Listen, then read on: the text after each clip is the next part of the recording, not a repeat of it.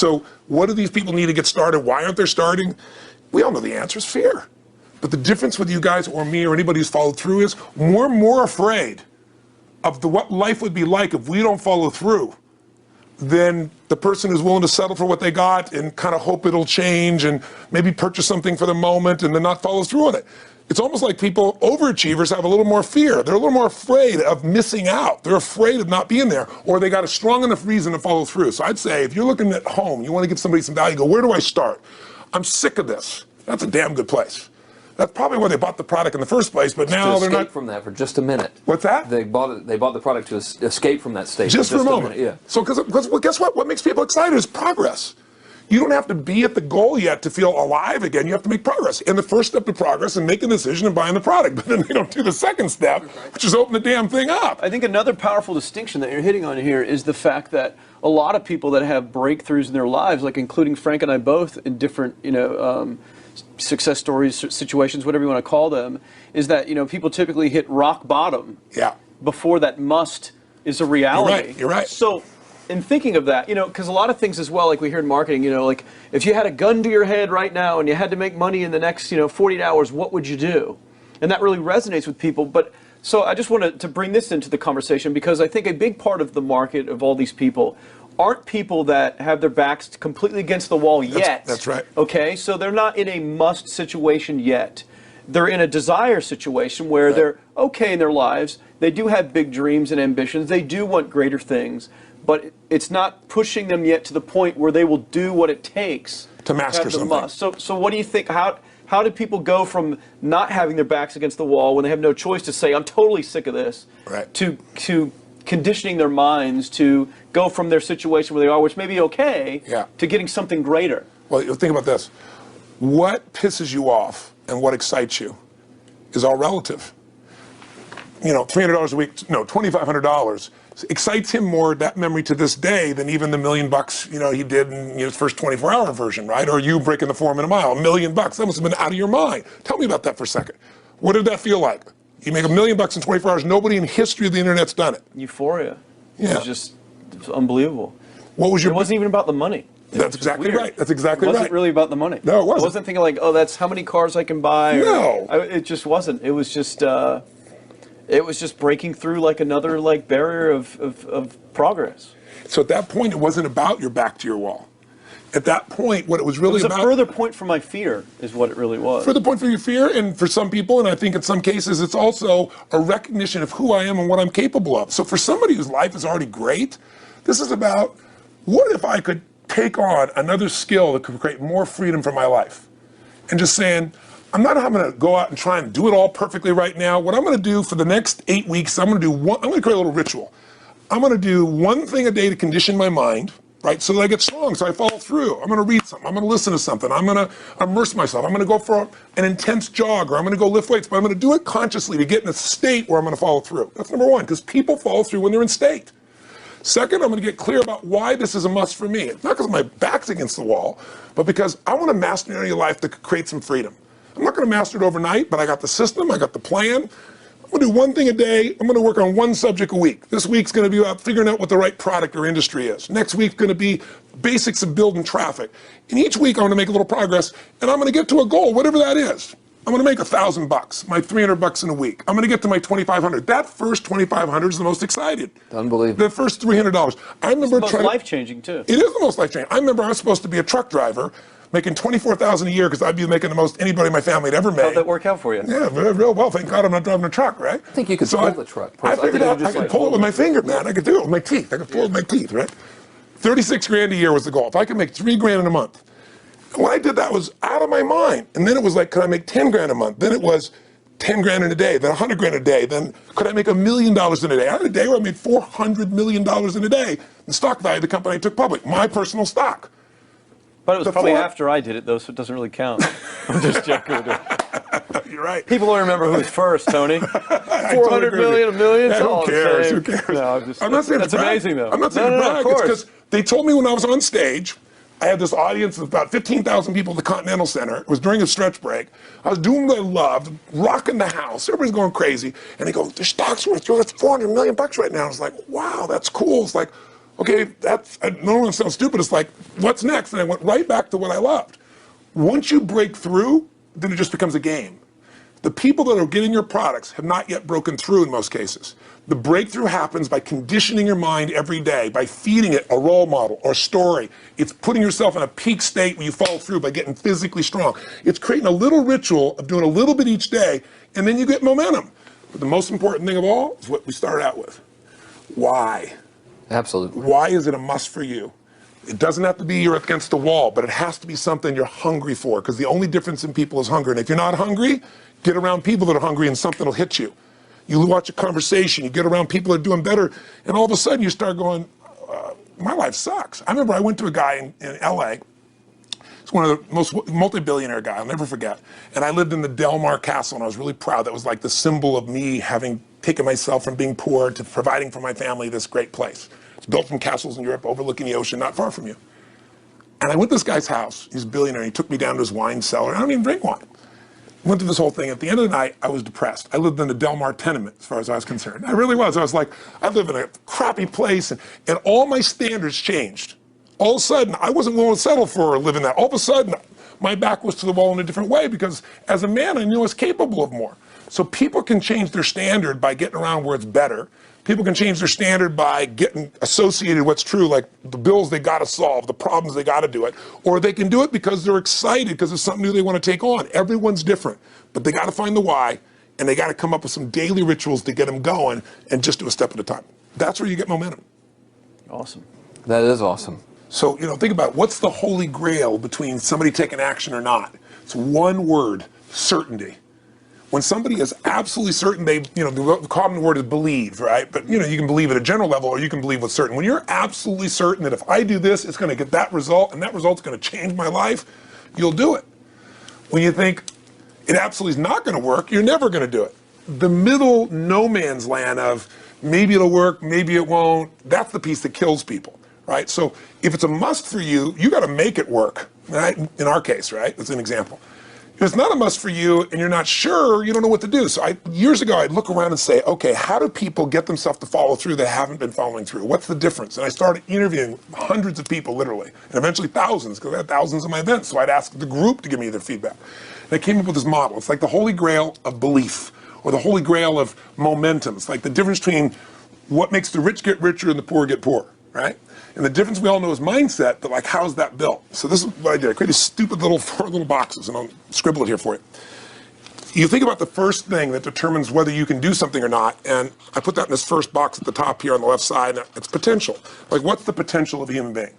Like, when you guys started, you proved something no one had done in history. You ran the 4-minute mile, right? For golly knows how many centuries, they're trying to run a 4-minute mile. Roger Bannister does it. How did he do it? Do you remember? You did it in this industry, right? You made $1 million in a day. No one had ever done that in history, right? After you did it, a bunch of other guys are doing it because it became possible. Roger Bannister didn't just go physically practice. He made a shift in his head. He practiced in his head because he could never achieve it physically, so he had to change in his head first so that the result became certain enough he believed it, and then his body got him through. After Roger Bannister ran that 4-minute mile, within 2 years, 37 people ran a 4-minute mile. Wow. When no one in history had ever done it. Now here's how it works. The potential for anybody getting your product is extraordinary. They could do what you've done as much, more or less. They can do whatever they want to do. The potential's there. The market's proven that. Whether or not they tap into that potential has a lot to do with what action they take, which is the question you came to me with, right? Like, God, they all have potential, but they're not taking action. And we all know that the action they take is going to determine the results they get. That's pretty obvious. So most people have a belief about what their real potential is no matter what you tell them. And that affects how much action they take. And of course that affects the result. And then ironically, that result reinforces their belief. And then that belief affects it. So I'll give you an example. Let's say a person has unlimited potential, we all agree. But they take little action, little results. Why? Because they have to start with a problem with their belief. They don't believe it's really going to happen for me. Maybe for Frank Kearns because he's got the cool hair and stuff, or maybe it's for you because you're so driven, but it's not me. Maybe Tony Robbins because he's a freak, got these big teeth. Whatever their thought process is, right? They got this thing, right? But what happens is, if you believe that there's very little potential, how much action are you going to take? Nothing. Nothing, little. And when you take little potential with a little action, what kind of results do you get? lousy little results. And when you get little results, what does that do to your belief? You go, see, I told you this was a waste of time, told you this wouldn't work. And then what happens? You tap even less potential. You take even less action. You get even worse results, and your belief gets even weaker. And this sucker feeds on itself until you are in the downward spiral. It's poisonous. It's poisonous and it's self-fulfilling. Now, what if something could happen that could come along and fill you with a sense of absolute certainty? Not like I believe, but where you know. In you guys' case, mine as well, we knew because we had to.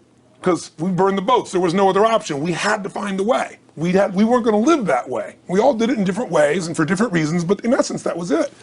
If you get yourself in a state of certainty that this is going to work, I'm going to find a way, and if this doesn't work, I will make the way, then you tap a lot more potential. And when you're certain in your potential, you take massive action. When you take massive action, you really believe in something, you get great results. When you get great results, your brain goes, see, I told you I was a stud. I told you this thing would work out. Now you're even stronger. You tap more potential, take greater action, greater results. That's how you went from $300 in a week to $2,500 in 5 days to $100,000 in a month to $1 million in a day. Same thing with you. And we get momentum. That's why the rich get richer and the poor get poorer. Now some people go out and they go, well, I'm going to take a bunch of action. All right, I'm going to open this product. I'm going to try it. And they'll say to you, I even did it.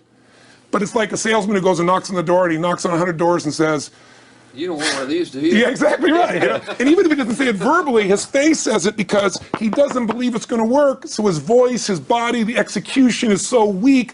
Maybe if he talks to 100 people, somebody's going to buy out of pity. They don't want his kids to starve, right? But he's not going to get the result. So the core difference in people is how do you produce certainty when the world isn't giving it to you? You go out and you try, in your case, you're 100,000 in debt, nothing's working. How do you keep yourself going? The way you did it, the way I did it, the way you're doing it, we may not have done it consciously, is we didn't change our potential, that was there. And it wasn't even taking more action. Taking more action with a belief it's not going to work, it's not going to change anything. We got results in our head that made us feel certain as if it had already happened. True or false for you? True. Right? So give me an example so people know I'm not just making this crap up. Well, I mean, just like when I had nothing, I already knew I was driving like Ferraris and Porsches and stuff because I always wanted those cars. I already knew I was going to have them. It was inevitable. Right. I inevitably, that was just my inevitable outcome. But how did you do that? Did you have a ritual? Did you think about it regularly? Was it one time you thought about it, or was it something you had an obsession towards? I had an obsession towards it. I mean, I used to work at a video store, which is the last job I ever had in my life. Thank God. And I used to go to work almost every day. And I used to bring 2 magazines with me to read on my breaks. Entrepreneur magazine, just to read about business and everything else, to read about what other people are doing, look for role models. And I used to carry an auto trader with me. And I used to look at Porsches that were for sale. Yeah. And people always used to ask me, what are you doing with that Auto Trader magazine? I'm like, well, I'm just picking out the Porsche that I'm going to buy. Right. Which probably got you a lot of crap. I did. People made fun of me. Sure. I actually had a boss at that job tell me, you really shouldn't do that to yourself, John, because it's very, very likely that is never going to happen. That it's very likely that you're never going to have that car. Yeah. That's the kind of belief he was trying to put in my head. And I was like, no, you don't realize that it's inevitable that I will drive here sometime in the near future with that car when I'm not working for you and drop movies off for you to put back on the shelf. And that actually happened. And it was one of the most fulfilling days of my entire life. And the great thing was when I pulled up in this car, I was in my mid-20s. Yeah. A car that most mid-20s. What kind of car was it? It was a Porsche 911 Turbo. It was a convertible and everything. It was a beautiful car. It was one I always dreamed of having. But for a few years I always circled the ads of which ones I was going to buy. Well, when I finally got it and I pulled up at the store, I had all these people. Some people that were still working at this $7 an hour job were there years after I left. And I'll never forget this, even the boss and stuff, and the reaction of the people was like, wow, that is awesome. Yeah. Is that your dad's car? And all I said to them was, not exactly. Good for you. And I just smiled and just left. But it was, it's the weirdest thing, but I just knew it was going to happen. But you knew it because I conditioned myself you did it over and over again. Yeah. When I was in high school, I was not a popular kid, but I was passionate and intense, and I'll never forget, some particular girls gave me some crap, and a guy too. And I wrote in their journals or their annual yearbook at the end, I wrote, someday, I said, you treated me like hell. Someday I'll be rich and famous, and you'll be an effing truck driver. And you'll be sitting there, I'll be with with this beautiful woman of my life, rich, and you'll be watching me on television thinking, you wish you would have treated me better. I actually wrote this shit in people's annuals because I went to a 10-year high school reunion. One of the people showed me this stuff, great. right? But it's like, I burned the bridges, baby. I was like, this is how it's going to be. So I'll give you a perfect example of this. You know, they did studies, many have been done at this element, where they want to say, how much does the mind affect performance? So take basketball. I've worked with a lot of NBA players and turned them around, and one of the problems many of them have is they'll choke on the free throw line. You know, well, everybody knows in that case, if you normally shoot really well, and now you're not, something's interfering, something's getting in front of your state, some uncertainty, right? Obviously. So they take a group and say, we're going to make them better.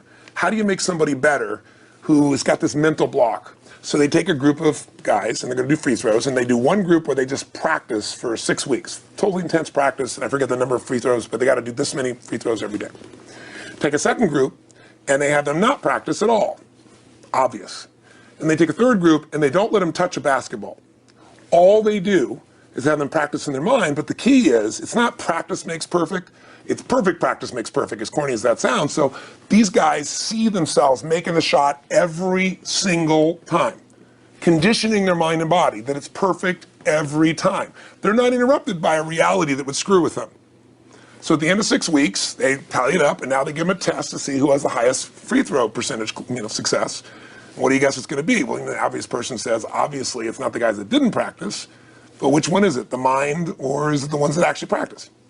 I'm assuming the mind. Yeah, you would assume it because it's true. Right. You intuitively know the truth, that practicing's not enough. It's getting yourself so certain so many times that now when you go to do it, there's no hesitancy and you execute.